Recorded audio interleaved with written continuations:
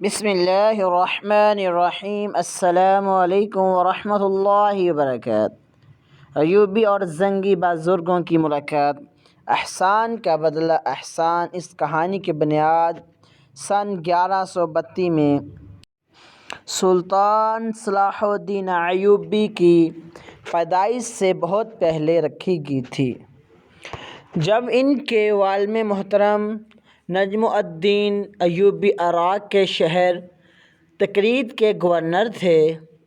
Flips کے مطابق ایک روز زنگی نامی ایک طاقتور ترک جنگجو سردار دشمنوں سے بچتے ہوئے دریائے دجلہ کے کنارے ان کے شہر کے دروازے پر آئے۔ ایوبی نے انہیں اپنی پناہ دی اور ان کا یہی فعل بعد میں تاریخی ثابت ہوا۔ کئی برس بعد سن 1137 یا 38 میں نجم الدین ایوبی کے بھائی شیر خواہ نے ایک عورت کی توہین کرنے پر ایک مقامی فوجی کمانڈر کو ہلاک کر دیا، اور اس کی پاداش میں نہ صرف سلطان صلاح الدین ایوبی سے عہدہ چھینا گیا بلکہ پورے خاندان کو علاقہ بھی چھوڑنا پڑا۔ اس وقت ترک سردار زنگی نے پرانے احسان کے بدلے اس کردہ خاندان کو معسل میں بسایا اور انہیں زمینیں بھی الٹا دیں۔ فلپس لکھتا ہے کہ انہی دنوں میں نجم الدین ایوبی اور ان کے خاندان کے تکریت چھوڑنے سے کچھ ہی عرصے پہلے سلطان صلاح الدین ایوبی رحمۃ اللہ علیہ کی پیدائش ہوئی تھی۔ سردار زنگی کے علاقے کے مسلمان حکمرانوں سے تو جھگڑتے تھے، لیکن ان کے عزم نے انہیں فرنچیوں الفریجو فینکس کے سامنے بھی لا کھڑا کیا۔ یہ وہی مسیحا تھا جنہوں نے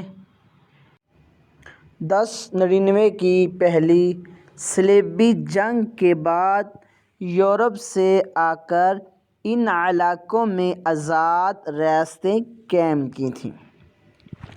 ان مسیحیوں کے ساتھ لڑائی کی وجہ سے جہاد پہلو اہم ہو گیا۔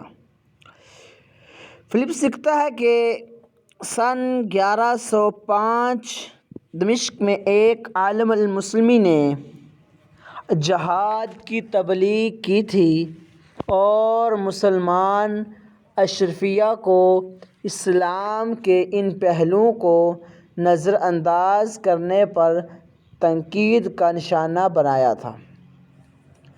ان کا پیغام آہستہ آہستہ روز پکڑتا گیا اور پھر 1140 کی دہائی میں دمشق کے ایک مدرسے کی دیوار پر زنگی کے لیے مجاہد اور سرحدوں کے محافظ کے الفاظ لکھے ہوئے نظر آئے۔ انہوں نے سن 1144 میں الروحہ شہر میں فینکس کے قبضے سے چھین لیا، جس پر انہوں نے پہلی صلیبی جنگ کے دوران قبضہ کیا تھا۔